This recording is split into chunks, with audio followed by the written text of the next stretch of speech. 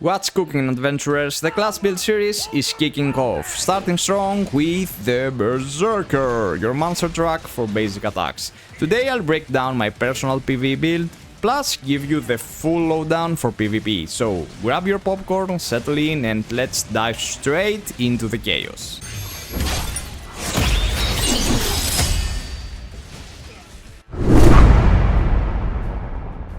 Starting with PvE gear, we are rocking a full Vermilion set because, let's be real, it's the go-to for this class. Nearly every piece juices up your skills and helps set up your attack rotation. For the weapon I picked the critical weapon, since we are not getting much from multiple element boosts here. The only elemental boost actually comes from the ring, cranking up Blade of Annihilation's damage by almost 20%. That's why we are going with the Pyro element for this build, but I'll dig deeper into that when we hit the Insignias. For the Hex chest I'm planning to use Chariot, since my build is all about critical hits and critical damage. Still priority 1, max out my Vermilion set first, then make the slow shift to the Chariot set. For accessories, of course, we are eyeing the Earth Drake set. This covers both the Talisman and the Shield, though, newsflash, the upgrades for this aren't live yet. For now we are sticking with the level 55 versions, but grabbing them early sets you up perfectly for future upgrades. These Earth Drake pieces give a huge overall damage boost, so don't sleep on them. Alright, let's talk circuits. There are 4 types to have flat main stats, attack and HP, while the other 2 come with random rolls. For Stellar Circuit, we want Pyro Enhancement, since it gives the biggest boost. By the way, if you want a breakdown on elemental damage, check out my Max Your DPS video, shameless plug.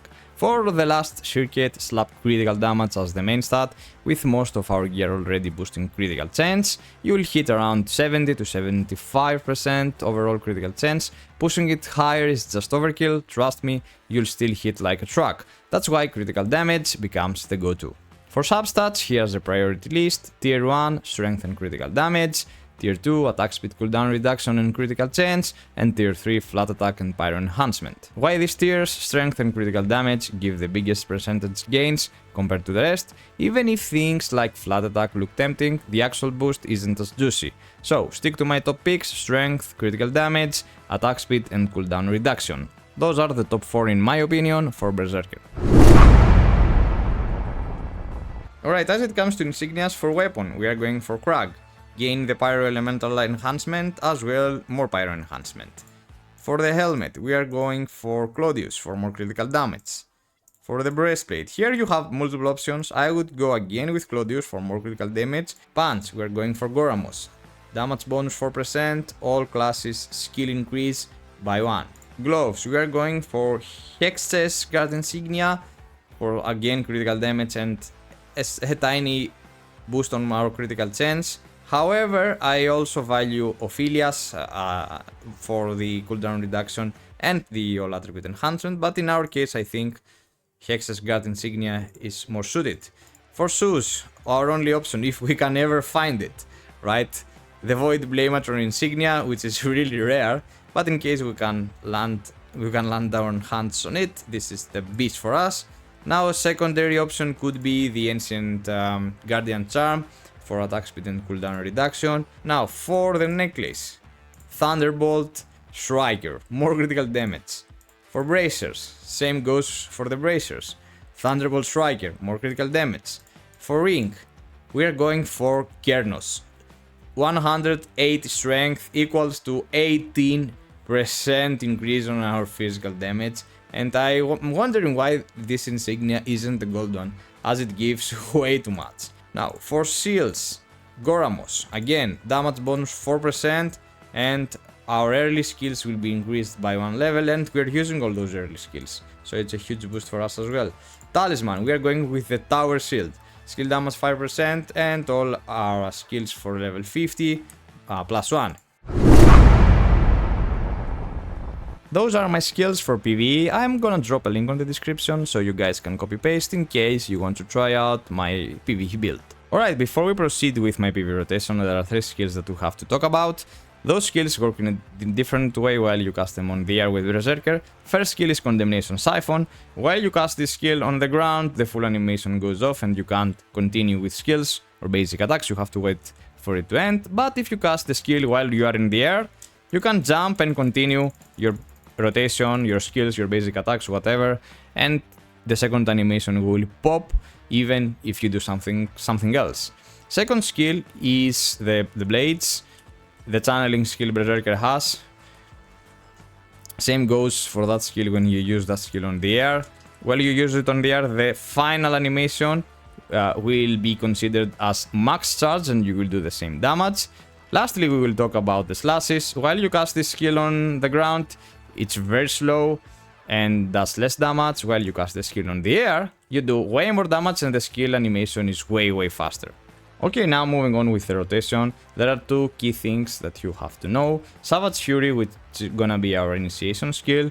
After we cast this skill and does 5 hits of damage, we gain 40 attack speed, so it's very important to start your rotation with that skill. At least initially, because after we complete the initial rotation is mostly button smashing. And secondly, Army Breaker, which is our spin, our main source of damage, provides us with a 50% damage res after we cast it. So, alright, as for the rotation, I like to initiate with Fury, so we gain the attack speed buff, and after spin for the damage reduction. This is the most important part. After that, it's just the button smashing. You just have to remember which skills to use on the air, so you don't lose any DPS. Meanwhile, now we're gonna cast our two ultimates, and that's pretty much it for the rotation.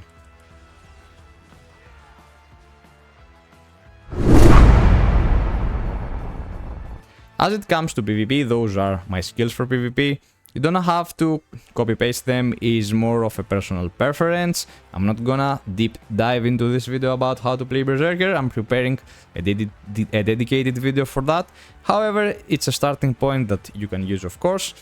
Worth to mention that I've seen many people not playing Unyielding Madness to pop more damage from Frenzy, so this is, again, a different playstyle, and I've seen a lot of players actually, instead of using the Berserk Blade, they are using Annihilation, right? This is a personal preference. Still, those skills, it's, you know, different people using different playstyles, so it's up to you to choose if Annihilation fits you more rather than Berserk Blade.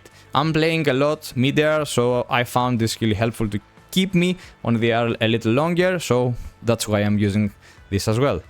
As it comes to my gear, where gear is straightforward, but you can choose additional attributes from your seal, your relic and your talisman, and as you guys can see, everything is base HP. Well, the idea behind it is that we have the passive, and as long as we're losing HP, our damage becomes stronger. Now, also it's based on my playstyle as well, as I like to initiate a lot, so, you know, having more HP makes me more bulkier and I can still do mistakes. Still, it's a personal preference. As well, skill damage, going for skill damage might be valid as well here. I've seen people using also some HP and cooldown reduction. It's a personal preference. This is how I like it, having more HP. Now, when it comes to combos, there are specific combos, or maybe I should say specific skills, that can bypass the safe zone of damage. For instance, Berserker, after you initiate and you cast your spin, before the opponent drops on the ground, you can jump and use the slashes, and as you can see, we can bypass a lot of damage. And this is actually the safest combo that you can do. If you want to push it even further, you can initiate, use your spin, jump with slashes and use as well the Annihilation. Will push a little more damage, but I don't find it necessary. Now, in case you want to initiate with blades, you have multiple options. You can dodge after the blades and use your Blade of Annihilation. It works like a charm. Push a little more damage with the Fury. Another way to go is after the slashes. You can, you know, just do that and push more damage with Condemnation. This also will give you some space, you know, to move away from your target and regenerate back your energy. Another decent option, if you manage to land an initiation with Fury, you can Condemnation and push more damage again with the slashes, as you see over there. Generally, you have multiple options with Berserker. However, this skill probably will be on CD if you play it right, because you want to use it as often as possible. It does a lot of damage to your opponents. And most of the cases, this skill won't be, you know, inside your rotation, and you have to find other ways to pass as more damage as possible and at the same time space out from your opponent to regenerate energy and be on a safe environment. A general tip I want to address here is that Berserker has to remain on the air as much as possible. Well, Crushing Blow, this skill over here, and technically maybe the slashes are the best initiation that you have on your kit, and that makes it a little hard for Berserker to actually initiate flashy to your opponent, especially in high rankings. So keep in mind that remaining on the air as much as possible, even with hits, even by casting your spin while nothing happens and dodge at the last second, so you catch your opponent off guard. This is, I think, the most rewarding scenario of initiation for Berserker, right? There are some special occasions that your opponent stunned you and you have more energy than him and he's trying to run, then you can use Fury to catch him off. That works pretty decently. But remember, so as I've said earlier, since slashes will be always on cooldown, Condemnation becomes your next best friend, as you can evacuate from your opponent, maintain the distance and regenerate energy safely while you are preparing your next initiation. This is at least how it fits me to play. It's not like a guide, it's more of my personal insights by playing the class and reaching a high ranking on the ladder. Now, as I've said earlier, I'm preparing a dedicated video explaining those things even further, and I'm planning also to bring multiple insights on those videos. Anyway, that's it from me today. You can enjoy some matches against, of course, Starbreakers and Gunners, cause they deserve it, my fellow Berserkers. Stay sharp, slay those range motherfuckers, and until next time, see ya!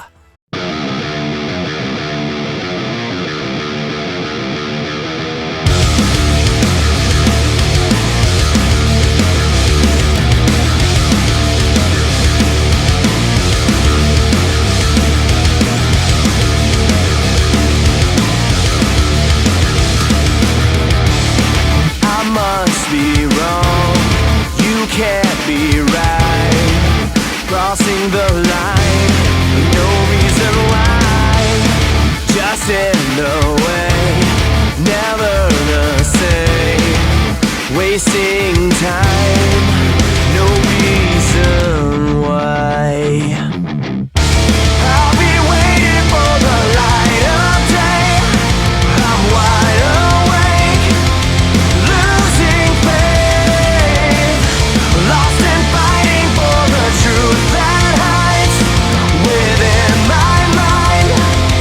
One last time.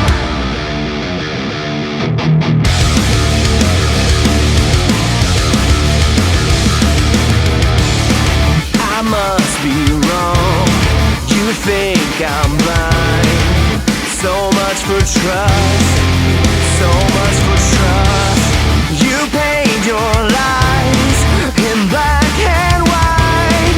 Your colors show more than you know. I'll be waiting for the light of day. I'm wide awake, losing faith, lost and fighting for the truth that hides within my mind. One last time.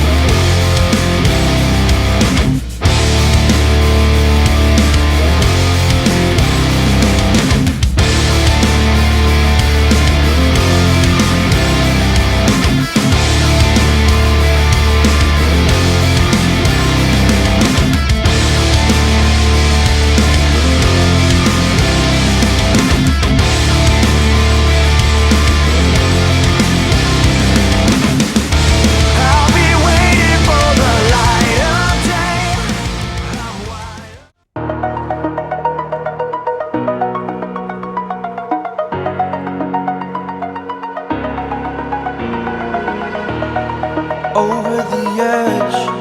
Feel like I'm floating through the air. The pain I felt is paid for, all is said and done.